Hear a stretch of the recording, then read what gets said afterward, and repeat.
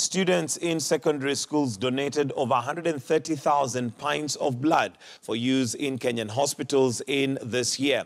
This is according to Deputy Director for Kenya National Blood Transfusion Service, Dr. Josephine Githaiga. Dr. Githaiga said that the donations constituted 80% of the 170,000 pints of blood the service secured from Kenyans during blood donation campaigns this year.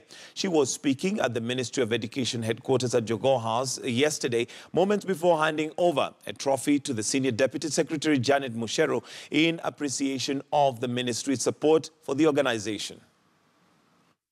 Majority or 80% of this blood, we actually get it from the secondary schools and high learning education. So that's why for us, we have decided we have to come back and show our gratitude. Also, the good thing with the blood that we get from the schools, especially the secondary school, is that it's safer than the blood we get from the outside world, that is the adult world.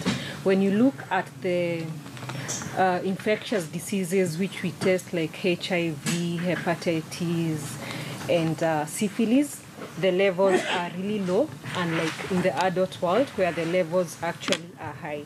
So for us, when the schools are open, we get more blood and safer blood.